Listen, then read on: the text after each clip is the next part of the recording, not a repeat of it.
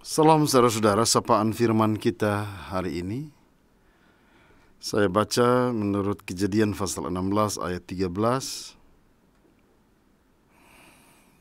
Kemudian Hagar menamakan Tuhan yang telah berfirman kepadanya itu dengan sebutan Engkaulah El-Roi, sebab katanya, bukankah di sini kulihat dia yang telah melihat aku?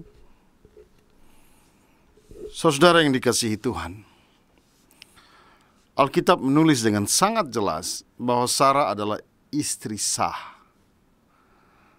Kehadiran Hagar hanya untuk melengkapi sisi lemah dari Sarah yang kita tahu sudah di usia tua pun belum memiliki anak. Apa yang dilakukan oleh Sarah adalah satu upaya manusia dengan harapan ketika Hagar memiliki anak, dan kalau bisa anak laki-laki, maka itu memenuhi janji Tuhan kepada Abraham. Jadi derajat Abraham diangkat, keluarganya diangkat, Sarah juga terangkat. Tetapi begitulah manusia. Di level tertentu ada orang yang ketika dia ada di bawah dia mengalah, tetapi ketika hidupnya berubah dan dia ada di atas, dia bisa jadi menindas yang lain. Firman bilang, entah ini karena bawaan perempuan atau karena kepicikan, Hagar mulai memandang rendah kepada Sarah. Hagar dia tidak melihat lagi Sarah sebagai nyonya rumah, tetapi dia menjadi pusat perhatian. Mungkin karena dia merasa lebih muda dan dia sekarang mengandung anak Abraham, dia merasa bahwa statusnya berubah dan dia seharusnya menjadi ratu di dalam rumah, bukan hamba, atau dia nomor satu, bukan yang kedua. Apa yang dilakukan Sarah, apa yang dilakukan oleh Hagar, saudara, membuat Sarah merasa bahwa dirinya tidak berharga. Ketika Hagar memandang rendah, dia menatap Sarah dengan memandang rendah. Sarah tidak membalas dia dengan tatapan rendah, tetapi Sarah membalas lebih jauh. Tatapan itu dibalas dengan kata-kata dan tindakan yang sungguh menyakitkan dan membahayakan. Dia merendahkan Hagar, dia mengolok-olok Hagar. Bahkan kata-katanya itu menusuk. Dia melakukan yang paling tinggi, membalas dengan level tinggi untuk bisa melepas rasa sakit.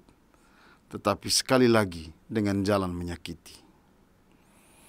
Akhirnya di suatu hari Hagar tidak tahan lagi. Dia merasa hidupnya bersama Abraham dan Sarah seperti di penjara. Mungkin dia juga bahkan takut kehilangan bayinya. Lalu dia memutuskan untuk melarikan diri. Dia memutuskan untuk pergi ke Mesir. Dan dalam perjalanan ke Sur, Tuhan datang menghentikan langkahnya. Kita lihat bahwa ketika dia lari dari rumah, dia memutuskan untuk mengambil jalan sendiri, melepas sakit hati, dan melangkah untuk merebut kedamaian. Ada pertemuan dia dengan Tuhan. Dan bagaimana Tuhan datang hadir dalam rasa sakit dan penderitaan. Nah, kita lihat dalam teks kita apa yang Tuhan lakukan untuk Hagar dan bagaimana pertemuan itu memberi kita pelajaran berharga. Kalau kita baca teks kita misalnya dalam ayat 7, justru malaikat Tuhan menyuruh Hagar kembali. Biarkan ia hidup di bawah kekuasaan nyonyanya. Ini diminta oleh Tuhan melalui malaikat. Saudara, penderitaan tidak akan selesai hanya karena kita melarikan diri. Penderitaan itu harus dihadapi. Di sini kita melihat bahwa Tuhan mau menyelamatkan Sarah, tapi juga dia menyelamatkan Hagar. Jadi bukan hanya Hagar saja yang diselamatkan, tapi dia juga menyelamatkan Sarah. Karena persoalan mendasarnya ialah kehormatan sebagai perempuan. Di satu sisi Allah ingin Hagar belajar merendahkan hati. Pulang, rendahkan hati. Bagaimanapun dia adalah tuanmu, nyonyamu. Di sisi lain, melalui apa yang dialami oleh Hagar, Allah ingin mengajari Sarah pula untuk siap menerima konsekuensi dari kehidupan di mana dia melakukan sesuatu, memakai cara manusia, dan dia mendahului rencana Tuhan. Tuhan meminta Hagar menjadi lebih dewasa dan mengambil waktu istirahat sejenak sehingga tidak terbawa pada rasa sakit semata. Beristirahatlah untuk menemukan apa kehendak Tuhan di balik semua derita itu. Dalam hal ini Tuhan sendiri yang memperlambat langkah Hagar agar dia menjadi pribadi yang tidak merasa sendiri. Dia perlu berbagi dengan Tuhan karena Tuhan terbukti sangat siap mendengar setiap keluh kesah manusia. Dan inilah salah satu hal yang menurut saya harus kita akui, kita lihat bahwa ini hal yang paling hebat dari cara karya Allah. Allah itu tidak tertarik untuk dahulu menghakimi kita atau hanya memperlakukan kita seperti robot. Allah itu mau bekerja bersama dan di dalam kita. Dia mendengarkan pikiran dan perasaan kita. Dia mendengarkan cerita kita dan mengizinkan kita untuk berbagi apa yang terjadi di dalam hati kita. Kita juga belajar dengan kehadiran Tuhan bahwa terkadang hal terbaik yang bisa kita lakukan untuk seseorang yang sedang mengalami rasa sakit adalah berada di sana untuk mereka. Kita tidak perlu mengemukakan kata-kata atau ide-ide khusus. Yang harus kita lakukan adalah mendengarkan mereka dan berada di sana untuk mereka. Sebab ada kenyamanan besar yang datang ketika orang tahu bahwa mereka tidak sendirian. Ada kedamaian dan dorongan besar yang datang ketika orang-orang menyadari bahwa orang lain peduli terhadap kehidupan mereka. Dengan sikap Tuhan ini, sekarang kita mengerti bahwa Tuhan mengirim Hagar kembali sehingga ia bisa hidup dengan aman. Dia mengirimnya kembali sehingga dia akan memiliki makanan, air, tempat tinggal, dan bantuan selama kehamilannya. Dia mengirimnya kembali sehingga Abraham akan menjangkau dan menempatkannya di bawah perawatannya. Dia mengirimkan Hagar kembali sehingga Abraham dan Sarah dapat memahami bahwa sama seperti mereka adalah anak-anaknya yang diampuni oleh Allah, demikian pula Hagar layak untuk diampuni meski dia melakukan apa yang tidak berkenan. Saudara, dalam hidup ini memang kita perlu sedikit beristirahat dalam kenyataan bahwa Tuhan kita mampu mengambil rasa sakit kita dan mengubahnya menjadi sesuatu yang indah. Dia telah melakukannya di masa lalu dan dia akan melakukannya di masa kita sekarang ini juga. Dalam Yesaya 61 ayat 3 Tuhan mengatakan kepada Israel bahwa dia akan mengubah abu mereka, rasa sakit dan penderitaan mereka menjadi keindahan. Dia akan mengambil semua rasa sakit dan penderitaan mereka dan akan mengubah semuanya menjadi sesuatu yang menakjubkan.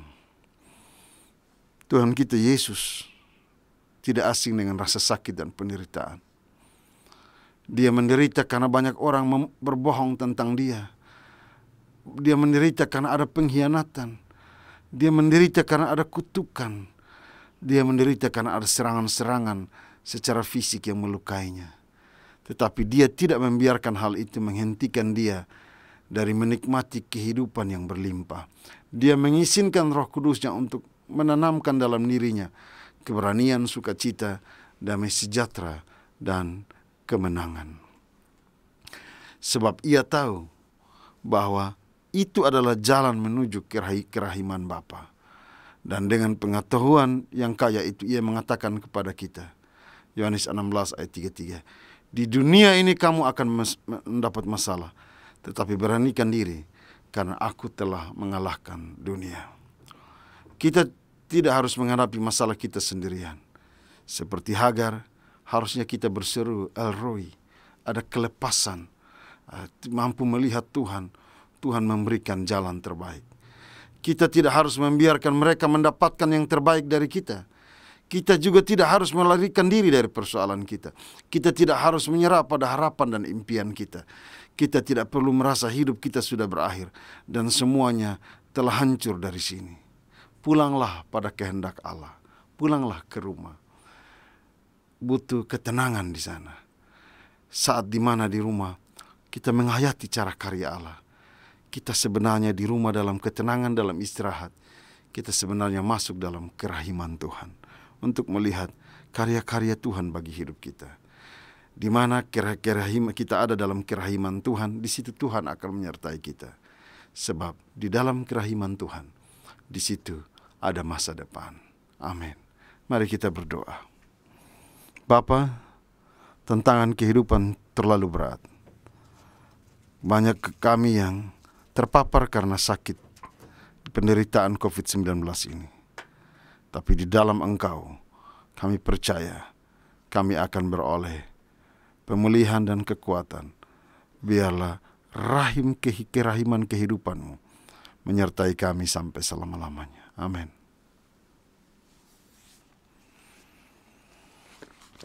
Oke.